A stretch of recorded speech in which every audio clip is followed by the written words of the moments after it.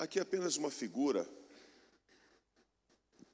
isso não expressa a realidade. Até porque, quando o arrebatamento acontecer, não vai ser assim, pessoas subindo como se fosse, né? Olha a terra, e olha quanta gente ficou, a gente está subindo, e aí, tudo bem, um ao lado do outro. Aquilo ali é apenas um desenho, né? Uma figura. Porque o arrebatamento será num abrir e fechar de olhos, como disse o apóstolo Paulo, num momento, e não haverá tempo para nada. Pense num piscar de olhos. É você estar aqui ou estar lá. Não tem como resolver mais nada. Não tem como pedir perdão, não tem como se consertar, não tem como. Ou foi ou não foi, né? Nós vamos começar vendo aqui. Eu pedi que não houve tempo hábil, né, para colocar a palavra em grego, por isso que embaralha tudo ali. Eu mandei 2 fontes em grego ontem para o multimídia, para a comunicação, mas certamente não houve como instalar ainda, sem problema. Essa palavra toda embaralhada que você está vendo aí, que não dá para ler do jeito que está ali, se tivesse na língua grega aí, seria até mais fácil, por incrível que pareça. Aquela palavra ali se encontra no Novo Testamento e é a palavra usada para arrebatamento. Harpagesometa, em grego, é o que estaria escrito ali, se estivesse nos caracteres gregos. Harpagesometa significa raptar, retirar com força ou com violência. O arrebatamento, então, é o rapto da igreja.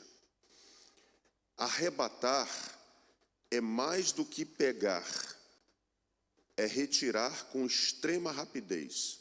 Por exemplo, há muitos anos, e isso é uma fraca ilustração, né, para você entender o que eu vou dar agora, há muitos anos, naquele negócio de o ônibus parou, está cheio, muita gente para entrar, e eu estou ali também, e entra um, outro quer entrar também, e passam pela porta. Quando eu cheguei na roleta, que eu passei pela porta, cheguei na roleta, que eu fui olhar as horas, meu relógio tinha sido arrebatado, eu nem vi, alguém puxou, naquele negócio, você nem percebe. Então, o arrebatamento é essa coisa imperceptível. O mundo só perceberá quando tiver acontecido. Então, é fração de tempo indivisível. Paulo usou a expressão de seu tempo mais rápida que ele poderia. Hoje, os cronômetros, os meios de se delimitar o tempo, colocaria isso aí em milésimos, milionésimos de segundos, né? Paulo se expressou como no momento, num abrir e fechar de olhos. Essa foi a expressão de tempo mais rápida encontrada pelo apóstolo Paulo. Então, a palavra denota uma arremetida repentina. De repente, ou você está aqui, ou você está na glória.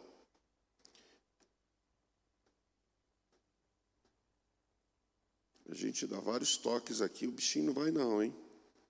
Ó, 1, vocês são testemunhas. Ó, 2, 3, 4, 5, 6. Travou. A comunicação, me ajude aí, por favor. Passe o próximo slide. Não sei se fui eu agora ou foram vocês aí. Bom, aqui eu coloco 2 textos que são os textos que eu considero textos oficiais. Quer ir direto ao assunto arrebatamento, guarde esses 2 textos. 1 aos Tessalonicenses 4, 16, 17 e 1 aos Coríntios 15, 52 e 53. E os outros versículos também. Então, nós os leremos agora, tá? Para ver o que Paulo fala ali. Esse é o texto de 1 aos Coríntios 15. 1 Coríntios 15 é o texto que fala sobre a ressurreição dos mortos. Inclusive começa falando sobre a ressurreição de Jesus Cristo. E Paulo vai culmina esse texto, conclui falando sobre a ressurreição dos mortos e a subida daqueles que estiverem vivos, a transformação deles. Tá? O texto então nos diz: eis que vos digo, olha a palavra, um mistério. Por que um mistério? Os irmãos sabem, ou se não sabem, fiquem sabendo agora, a Bíblia da igreja primitiva era o Antigo Testamento. E no Antigo Testamento ninguém tinha noção disso aí. Então era um mistério. Até então, Deus revelou isso a Paulo. Não só começou com Paulo, Jesus falou isso antes de Paulo. Jesus disse em João 14, do 3 em diante, ele disse assim: eu voltarei e vos levarei para mim mesmo. Então ele fala sobre a volta e levar. Quando Jesus também foi assunto aos céus, recebido nos céus em Atos capítulo 1, e ele subiu envolto em uma nuvem ali no Monte das Oliveiras, em Jerusalém, anjos apareceram, no registro bíblico está lá, e disseram a todos aqueles que estavam vendo aquele acontecimento, e eles disseram: por que olhais para cima? O mesmo Jesus que vocês estão vendo subir, da mesma forma voltará. Então há a promessa da volta dele. Mas as pessoas ridicularizam isso, não é? Sempre foi assim. Na época de Noé, ridicularizaram a arca. Na época de Sodoma e Gomorra, ridicularizaram a destruição. Os genros de Ló e fizeram o que falaram, besteira que quiseram falar. A esposa de Ló não deu a mínima, olhou para trás: eu quero é ficar lá. Na aula passada eu citei aqui artistas, basta puxar na internet: eu quero ir para o inferno, o céu é para ficar lá no céu, cantando, não sei o quê, como se fosse isso, né? Que vai para o céu uma turma de robô e fica lá só, aleluia, glória a Deus, aleluia, como se fosse algo monótono. Então, eu não quero ir para o céu, não, o inferno, você vai ver, faça uma pesquisa e vocês verão esses nécios inconsequentes falando daquilo que não entendem, ou no mínimo daquilo que até entendem, mas optaram por não crer. Então é um mistério que Deus agora está revelando para a igreja, para os tempos, vamos chamá-los de neotestamentários, do Novo Testamento, os tempos modernos em relação ao Antigo. E que mistério é esse?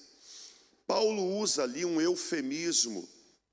Ele diz: nem todos dormiremos. O que é um eufemismo? Na língua portuguesa é uma figura de linguagem, dentre tantas outras, não é? Você tem metáfora, catacrese, hipérbole, ironia, eufemismo, e prosopopeia e tantas outras. O eufemismo é o abrandamento de uma linguagem.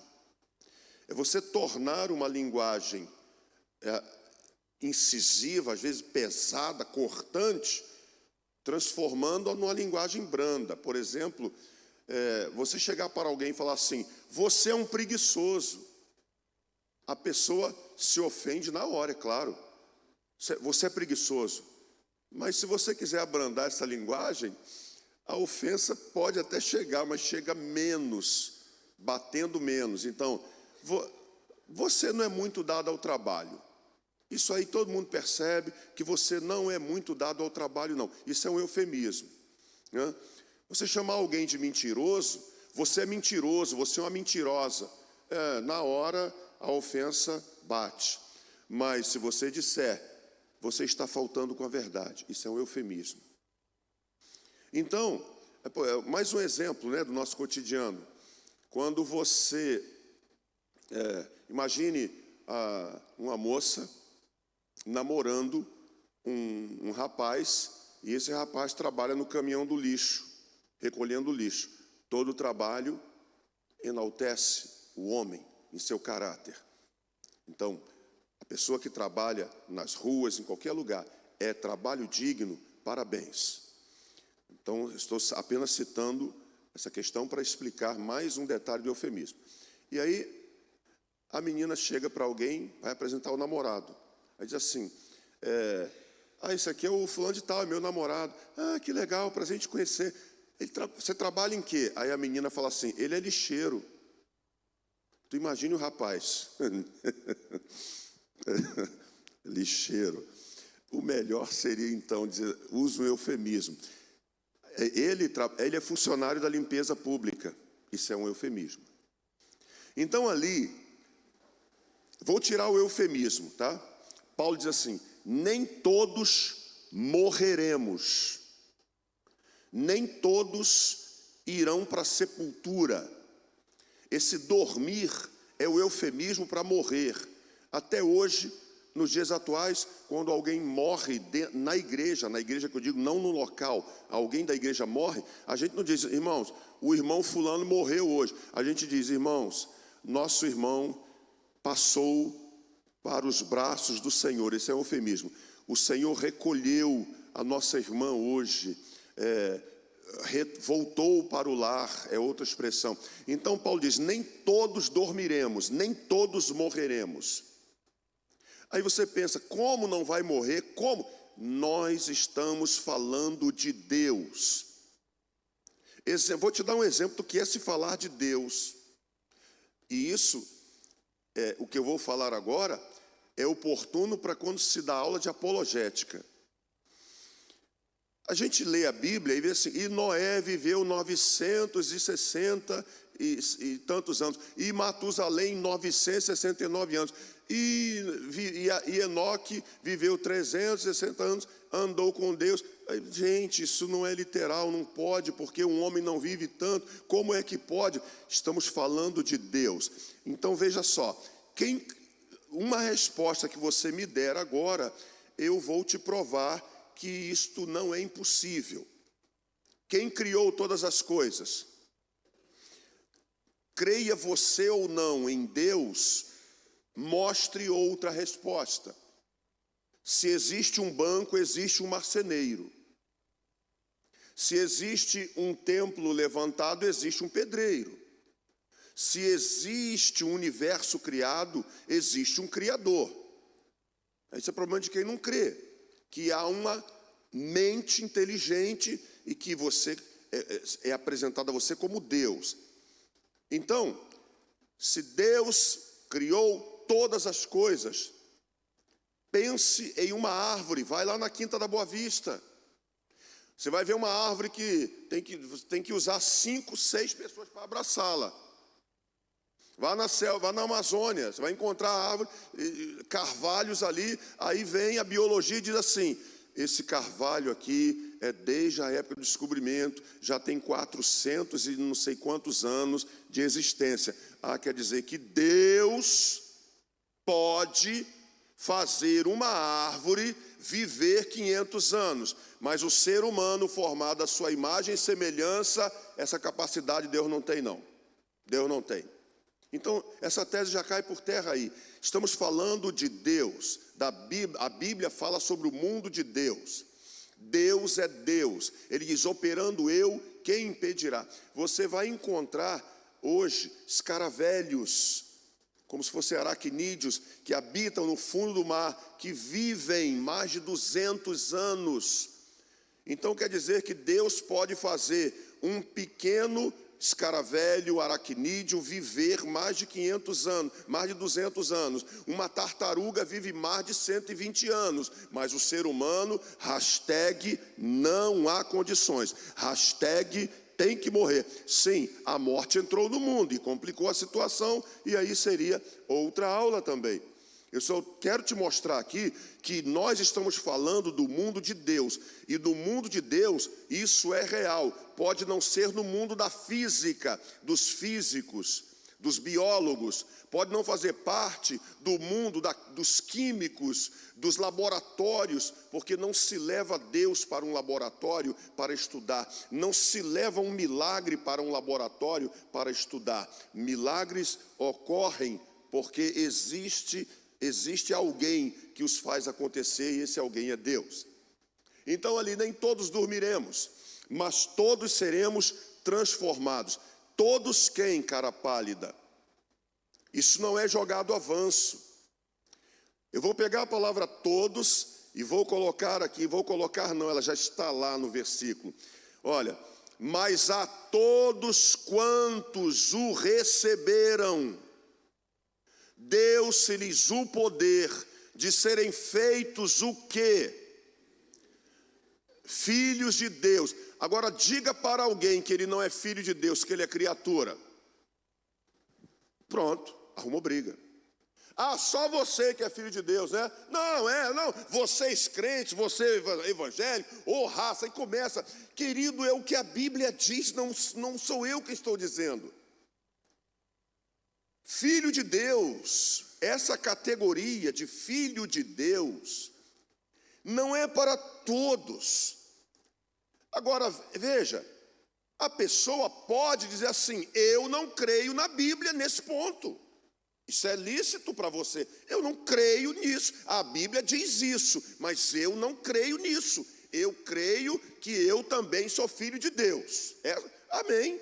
Você tomou sua decisão, como as pessoas também tomam, em relação a Jesus Cristo. Por exemplo, Jesus disse: eu sou o caminho, a verdade e a vida, e ninguém vai ao Pai a não ser por mim. Aí a pessoa pode optar: eu não creio nisso que Jesus falou, eu não creio nisso que ele disse, eu creio que todo caminho leva a Deus. Então ele errou, eu fico com o que eu penso e não o que Jesus disse, ou o que João disse que ele disse. É a opção da pessoa. Só não pode dizer assim: você está mentindo, isso não está na Bíblia não, você está colocando coisas na Bíblia. Então, a todos quantos o receberam, deu-se-lhes o poder de serem feitos filhos de Deus. E são esses todos aí, esses todos que serão transformados. Todos aqueles que são filhos de Deus, que já se encontraram com Jesus Cristo, que o receberam como Salvador, que o seguem, que o servem, que creem nele. Quem crê será salvo, quem não crê será condenado. Aí no versículo 22, Paulo fala sobre o tempo do arrebatamento. Então ele diz: num momento, vai ser num momento, num abrir e fechar de olhos.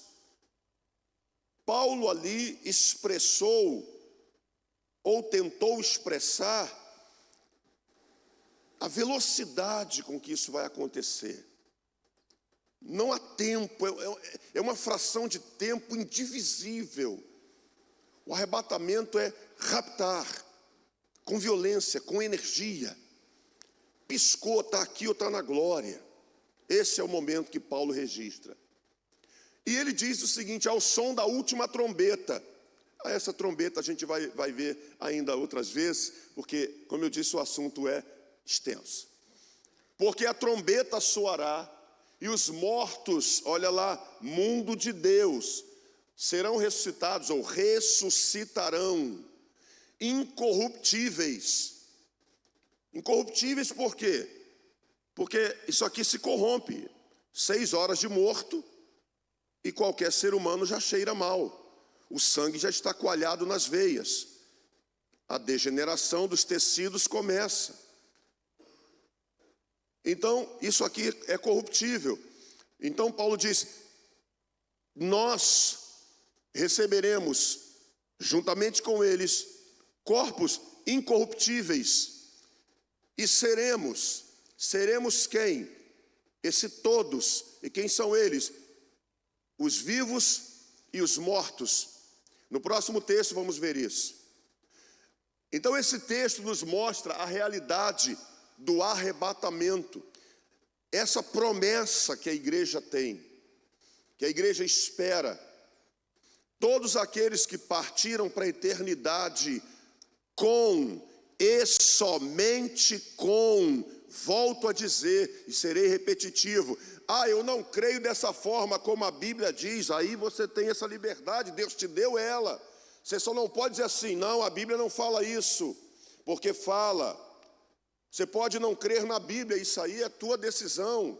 Eu não creio, isso aí é um livro comum.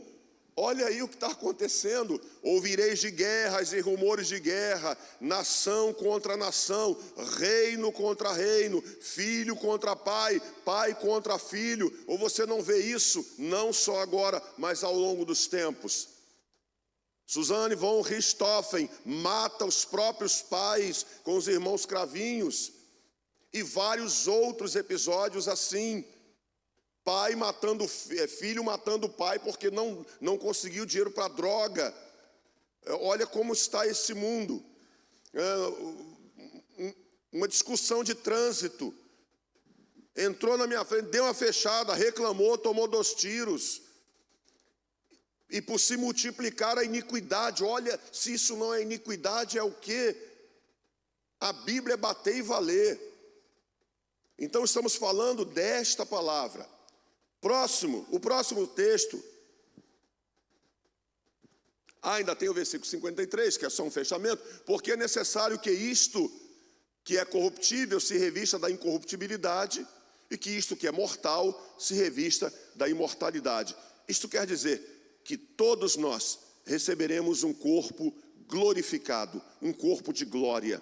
E o que é esse corpo de glória? A essência dele não há como nós mensurarmos, apenas temos que ficar com o que a Bíblia nos diz. E o que a Bíblia nos diz, Jesus disse, seremos semelhantes aos anjos. Seremos semelhantes a eles. Esses são os corpos de glória que esperam a igreja. O próximo texto sobre o arrebatamento, e mais detalhado, é esse de 1 Tessalonicenses 4, 16, 17. Vejam, como o assunto rende, eu tenho que ir falando direto. Não quer dizer que eu vou jogando, mas eu não posso ficar parando, porque senão eu não consigo lecionar, principalmente as coisas mais importantes. Mas qualquer irmão, irmã, que tiver uma pergunta, pode levantar a mão. E o microfone vai até você, para você fazer a sua pergunta dentro daquilo que estamos estudando, tá bom? Levante no tempo certo. Olha lá, uma pessoa lá quer fazer uma pergunta. Paulo, então, nesse texto diz, porque o mesmo Senhor descerá do céu com grande brado, concorda com a voz de trombeta que está lá, com a trombeta de Deus, que já lemos. A voz do arcanjo, vai soar a voz de um arcanjo. Será Miguel, o arcanjo Miguel? A Bíblia não diz se é ele ou se há outro além dele. Ao som da trombeta de Deus. E os que morreram, olha a delimitação do texto. Os que morreram em Cristo. Eu já relatei aqui há muito tempo, relato novamente que há muitas pessoas novas aqui. Eu estava fazendo um sepultamento há alguns anos no cemitério do Pechincha. Eu fiz toda a cerimônia de sepultamento. E quando eu estava terminando, estava chegando um novo corpo. E sendo colocado numa daquelas mesas que ficam lá fora, né, no templo. E ao terminar ali o sepultamento, estava chegando aquele novo caixão, colocando lá, uma distância como daqui ao meio da igreja. Fiz uma oração e falei, agora vamos deixar esses minutos finais para os familiares se despedirem.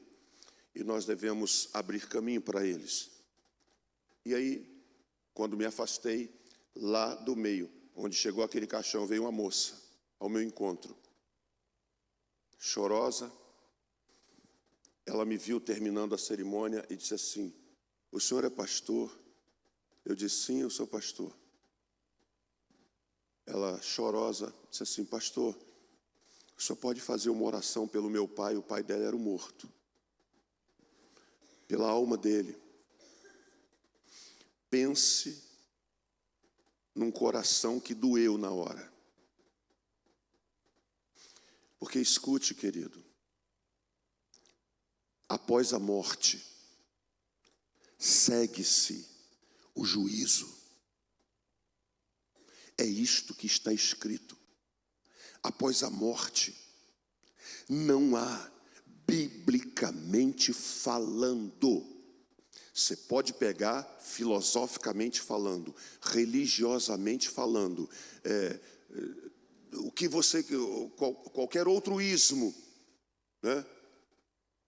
Não vou citar, não preciso citar aqui, mas biblicamente falando, não há mais o que fazer. Fechou os olhos, parou de respirar, ou você partiu com Cristo ou não. E quando ela me perguntou ali, chorando, pastor, o senhor pode orar pelo meu pai? Irmão, humanamente falando, eu fiquei com dó da moça. A minha vontade foi chegar na beira daquele caixão. Senhor, recebe essa alma agora. Senhor, eu encomendo essa alma a Ti agora. Ela está no... Mas o que fazer? Eu, com todo carinho, com a voz que se deve usar em um local como aquele, que é diferente, né? Quando eu vejo pessoas fazendo sepultamento, e ali parece que ele está no culto domingo à noite, porque aqui o apóstolo Paulo disse que o dia... Rapaz, tu é doido, isso é um sepultamento, doido. Ali tu tem que usar uma voz diferente. Ali tu tem que ser mais suave para falar. Isso não é um culto de domingo, não é uma vigília, né, buscando o poder de Deus, não. Você está ali fazendo uma cerimônia, e como num casamento. E ali, em tom de voz ameno, eu disse, olha, qual o nome do seu pai? Ela falou, fulano de tal. Eu disse assim, eu não posso orar pelo seu pai. Vou te explicar por quê. Porque a Bíblia não me autoriza a fazer isso, mas eu vou te explicar. Aí comecei a explicar para ela, biblicamente. E eu disse assim para ela, se o seu pai partiu para a eternidade, crendo em Jesus Cristo, não se preocupe. Ali, eu estava longe do caixão, está só o corpo, porque a alma dele já está nos braços de Deus. Eu não disse para ela, seu pai era membro de alguma igreja? E tinha cartão de membro? Ele era batizado nas águas? O seu pai era de que ministério? Eu disse, seu pai cria em Jesus Cristo. Se ele partiu crendo em Jesus Cristo, tendo Jesus Cristo como seu Salvador, não se entristeça. O seu pai ali é só o corpo. E o que a Bíblia diz acerca do corpo é pó e ao pó tornarás. E vai voltar ao pó. Mas a alma dele, se ele partiu crendo em Jesus Cristo, já está nos braços de Deus. E ele não precisa mais de nenhuma oração. Eu posso orar por você e pela sua família. Você quer essa oração? Ela disse, eu quero. E eu fui lá para a beira do caixão, a família reunida, e eu expliquei tudo a eles de novo. O que eu havia explicado para aquela moça, com todo carinho. Biblicamente falando. Porque o entendimento que as pessoas têm fora da Bíblia é esse. Vamos encomendar essa alma. Não, encomenda aqui. A todos quantos o receberam, você não pode agora assinar uma procuração por quem partiu. Eu estou assinando um documento, né, sem entender, claro que isso é irreal. Eu estou aqui autorizando, Senhor, estou aqui dizendo que o Senhor faça isso por ele. Então, você tem que se resolver com Deus, resolva-se aqui. Porque isso é uma realidade que muitos desprezam. Então não ignore. não são todos os que morrem que vão para os braços do Pai. Os que morrem em Cristo. E morrer em Cristo é o que Paulo disse: vivo não mais eu, mas Cristo vive em mim. É Ele vivendo em você, é você andando com Ele. E assim o tempo vai, só 20 minutos, só restam 20 minutos. Continuo. Depois nós, os que ficarmos vivos, seremos arrebatados. A palavra arrebatamento está ali. Harpagesômeta, que já citei em grego lá, logo no início. Juntamente com eles. Com eles quem? Com os mortos, que vão ressuscitar. Ao encontro do Senhor nos ares. E o que nós vemos ali, quando Cristo voltar para buscar a igreja, Ele não pisa nesta terra. A igreja vai ao encontro dele nos ares. A igreja sobe ao encontro dele nos ares. E ali o texto diz: e estaremos para sempre com o Senhor. Vários textos, esse é só mais um deles, vão desmistificar. Eu falo isso, vejam, você imagina quem tem que pregar a palavra e quem tem que ensinar, se a gente ficar de milindre. E meu Deus, chegou aqui, aquela pessoa não crê no que eu vou falar agora, e é meu amigo, ou é amigo do pastor, ou é amigo da família que trouxe. Se eu falar isso, a pessoa não volta mais. Você imagina, a mesma coisa o médico. Você imagina um médico, não, se eu disser para o doente que ele está com essa doença, ele vai ficar muito triste, eu vou dizer que está tudo bem. Você gostaria de um médico desse? Você gostaria de um advogado que te dissesse: ó, a tua causa está ganha, quando ele sabe que tu vai perder, porque você não tem prova, o processo está indo de água abaixo, e o advogado te diz: não, fica tranquilo, a causa você vai ganhar, mas o advogado sabe que tu vai perder. Mas ele não quer te dar essa notícia. Você pensaria o quê? Que advogado foi esse? O cara mentiu para mim. Que médico é esse? Mentiu para mim, nunca me disse a verdade. Ele falava que eu não tinha nada, e agora o outro médico me disse que eu já estou nesse estado. Por que o outro lá nunca falou? A mesma coisa é o pastor. Cansei de ouvir pessoas pregando, falando. Eu gostava das igrejas, né? Que hoje é o tempo da restituição. Deus vai restituir tudo, você vai receber tudo de volta. É isso que eu gostava. Agora, tu encontra um outro ou outros que te dizem diferente. Ora, qual é que você quer ouvir? O que te agrada ou o que te diz a verdade? E dizer a verdade é dizê-la biblicamente. Olha isso, estaremos para sempre com o Senhor. Para sempre é o seguinte: subiu, você está com Deus, você é salvo, lavado e remido no sangue do Cordeiro, você não volta mais, você não reencarna mais, você não entra em corpo nenhum, você não refaz corpo nenhum. Isto é bíblico. Agora, a pessoa que quer crer no que ela quiser crer, continue.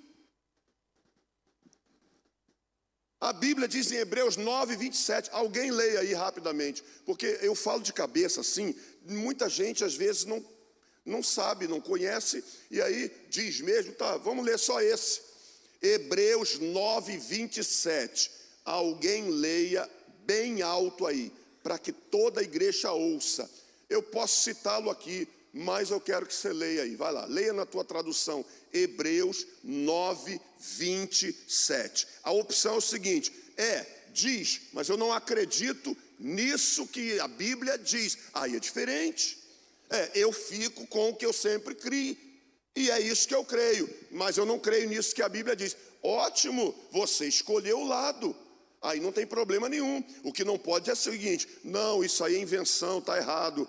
E aí as pessoas começam: quem fez foi, quem escreveu isso foi não sei quem, foi a igreja católica, foi a igreja primitiva que mudaram a Bíblia. Aí onde eu digo, eu abro o grego aqui para você, com todo respeito falo isso, não por vanglória, eu abro a língua hebraica aqui para você, eu traduzo o hebraico aqui para você, eu traduzo o grego aqui para você, que são os originais, e a tradução é a mesma do que está aí na sua mão. Mudou o quê? Leia, quem vai ler? Hebreus 9, 27. E como aos homens está ordenado morrer uma vez, vindo depois o juízo. E como aos homens está ordenado morrer apenas uma vez. Não, você morre, aí você volta. Aí depois você morre, você volta de novo. Porque você foi um soldado lá na corte de Luís XV, você morreu flechado. Então, agora você vai ter uma vida melhor, né? Você vai ter... E agora você volta. E quantas vezes você volta? 7 vezes, até você atingir o estado de espírito perfeito.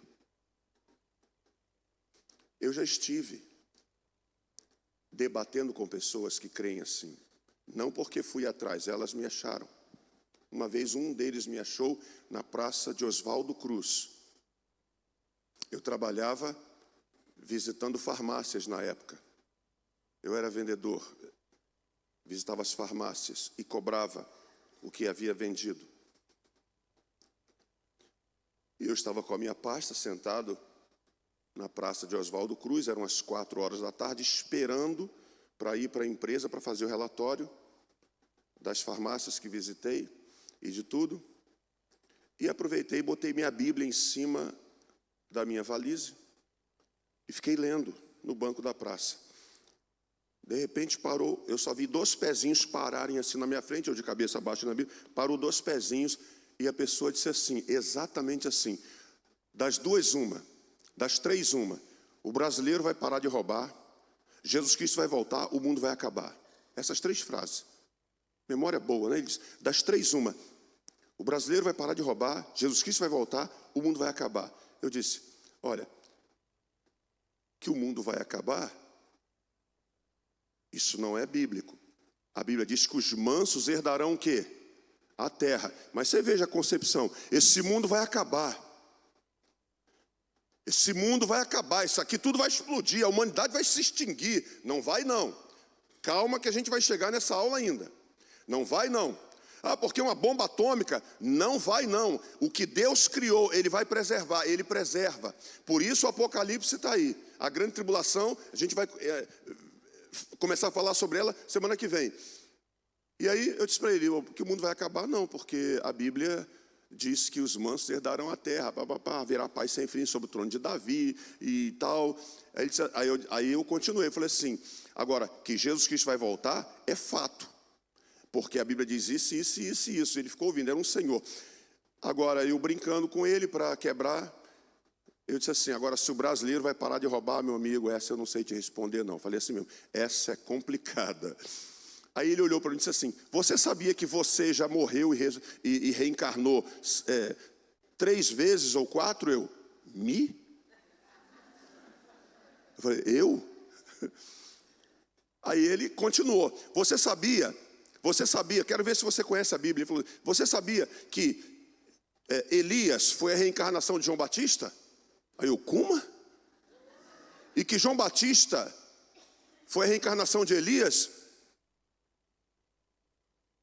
Aí eu falei, olha, a Bíblia diz, citei esse texto aí para vocês, que você leu agora. Falei, olha, a Bíblia diz em Hebreus 9, 27, que a homem está ordenado morrer apenas uma só vez. Sabe o que ele disse para mim? Ah, mas isso aí é a Bíblia que diz. Assim mesmo. Ah, mas isso aí é a Bíblia que diz. É o que eu estou te falando aqui. Eu opto, a pessoa diz, em outras palavras, eu opto por não crer no que a Bíblia diz. Eu tenho o meu posicionamento. Eu, na minha filosofia, na minha religião, no meu ismo, eu aprendi assim. E o meu ismo, o que é o ismo? É o budismo, cristianismo, islamismo, judaísmo, qualquer ismo. No ismo que eu sou, do ismo que eu faço parte, não ensina dessa forma. Então eu não creio na Bíblia. Essa é a opção, por isso que eu estou falando aqui. Mas a Bíblia diz, estaremos para sempre com o Senhor. Ninguém vai voltar. Ninguém vai reencarnar, ninguém vai ter novo corpo, o corpo é incorruptível e estaremos para sempre com o Senhor, porque o que a Bíblia fala desse corpo és pó e ao pó tornarás, vai se desfazer no pó. Agora a alma que parte para a eternidade, que sai desse corpo. Até Platão defendia a imortalidade da alma. É essa alma daqueles que morreram com Cristo que serão revestidas de um corpo de glória. Deus não depende do corpo que foi sepultado. Acabou ali. Não pense que os cemitérios ficarão todos cavucados, né? Os espectros se levantarão ali, pessoas ali cadavéricas se levantando, não. O que foi sepultado acabou ali. Agora as almas que estão com Deus, vou te mostrar, o tempo não dá, mas esse texto nem está para a aula de hoje, mas só para você pegar isso, eu vou falar, depois você leia. Em Apocalipse 6, 9 ao 11, está escrito lá, não precisa projetar não, por causa do tempo. João diz assim: e vi debaixo do altar as almas daqueles que foram mortos por causa do testemunho da palavra e por causa do testemunho que sustentaram de Jesus Cristo. E clamavam e diziam com grande voz: até quando, ó verdadeiro e santo Senhor, não julgas e vingas o nosso sangue dos que habitam sobre a face da terra? E foram dadas a eles compridas vestes brancas, e lhes dito que repousassem ainda um pouco mais. Olha quem parte com Jesus: repousem ainda um pouco mais, até que o número de seus irmãos, conservos como vocês, sejam mortos como vocês foram. E vi debaixo do altar as almas. São essas almas que serão revestidas de um corpo de glória, não o corpo que foi sepultado. Daí a dúvida de muita gente e às vezes até o escarnecimento. Como é que vai ressuscitar, rapaz? O cara caiu, o avião explodiu, pá! Não restou nada. Braço para um lado, e quem morreu em naufrágio, que o tubarão comeu um braço, veio o outro tubarão comeu a perna, e os peixes comeram os olhos. Como é que vai juntar tudo isso? Isso aí é infantilidade. O corpo acaba, mas a alma é imortal, porque esta alma é o sopro de Deus. E repito o que já disse aqui numa pregação: tudo começa com o sopro e termina com o sopro. Uma criança, quando vem à existência, ela vem porque o sopro, quando ela sai do útero, ela está dentro do líquido amniótico, ela não respira.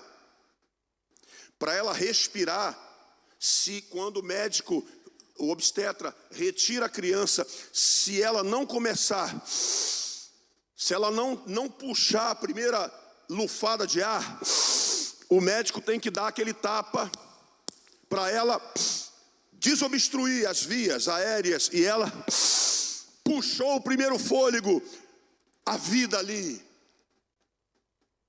Na terra onde Deus planejou para os seres humanos, começa efetivamente. Já a vida dentro do útero, sim, mas não é ainda com o respirar. Então ela começa puxando, começa a vida com um fôlego e termina soltando o último. Todos os seres humanos são assim. E de onde vem esse fôlego? De Deus. Esse texto, pus um resumo para você. Ele nos fala sobre essas três coisas. Primeiro, a segurança do arrebatamento. Que segurança é essa? Veja o que o texto diz: o mesmo Senhor descerá do céu. Quem vem buscar a igreja é Ele. Ele não vai mandar anjos, arcanjos, querubins, nem serafins. Você veja que na Bíblia Sagrada, sempre Deus destaca anjos para realizar a obra dele. Hebreus 1, 8, ou Hebreus capítulo 1, você começa lendo desde o versículo 1, você vai ver lá, vai ver toda essa narrativa. Diz lá que os anjos são espíritos ministradores, enviados para ministrar. Então quem ministra? Os anjos. Quem envia? Deus. O arrebatamento da igreja, Deus não vai mandar anjos buscar. Deus mandou o anjo anunciar o nascimento de Jesus Cristo. Deus mandou um anjo anunciar o nascimento de Sansão.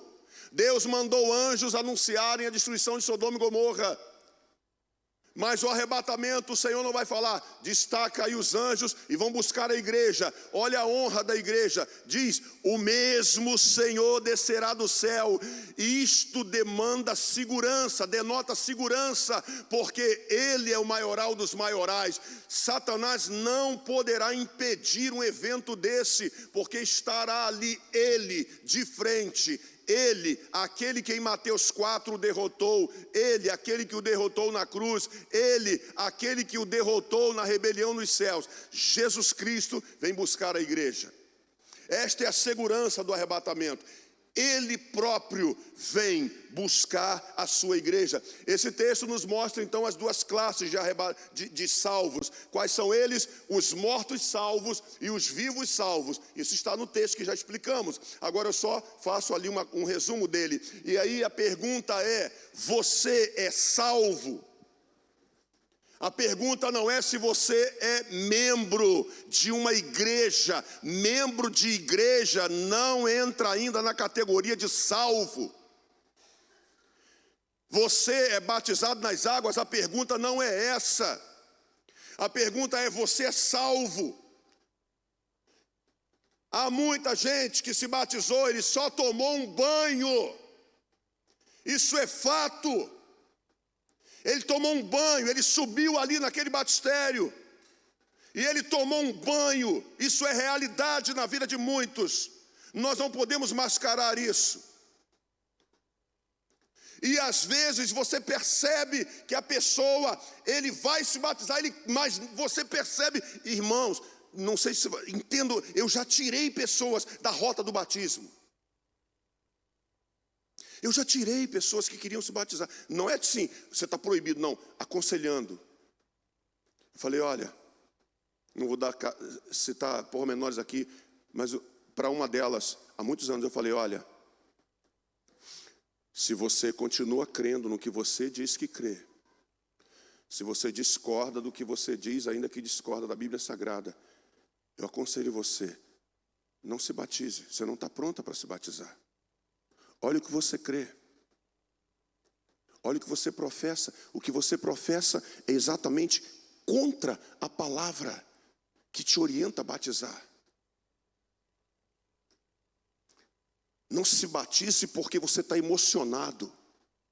Não se batize porque é o próximo batismo. Pense, eu quero me batizar porque eu creio em Jesus Cristo, Salvador da minha alma. Só nele, a partir de hoje, não há outro nome além do dele. É só ele na minha vida. Não há outro mediador entre Deus e os homens. É ele, é isso. Então, a questão é, você é salvo? Responda essa questão pensando o seguinte: se eu morrer agora, eu não tenho dúvidas que eu estarei nos braços do meu Pai. Se você consegue responder essa pergunta, com essa resposta, você é salvo. E o salvo, ele não tem dúvida. Eu vou te dizer por que não tem dúvida. Porque está escrito que o Espírito Santo testifica com o nosso espírito que nós somos o quê? Filhos de Deus.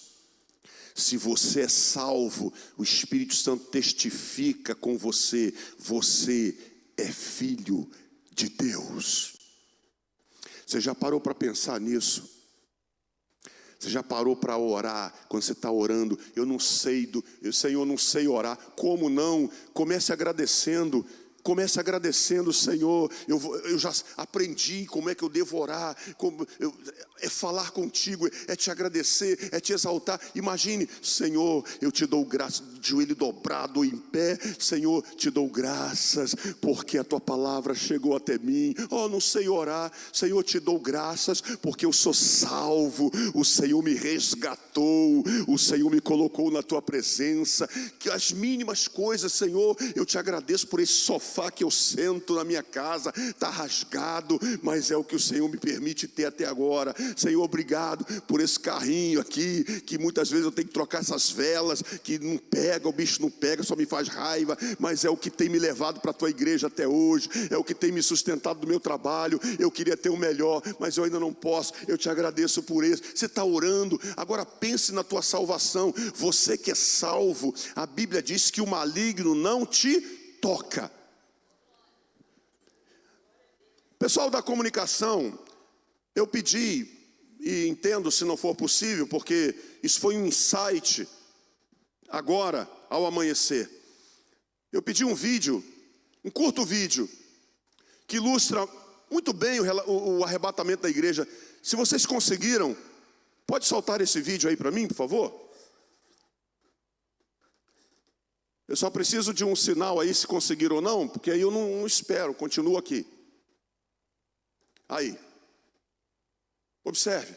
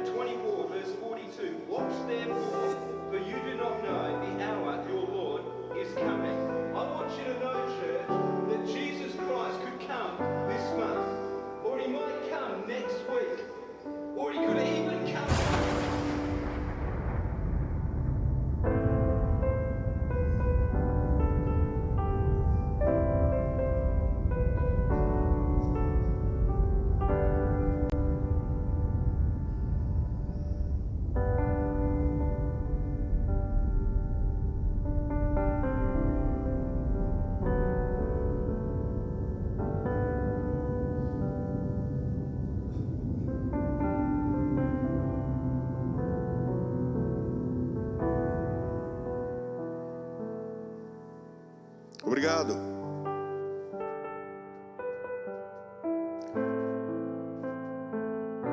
Sinto-me agora como num tribunal, sem mais perguntas, Excelência. Deus abençoe a todos.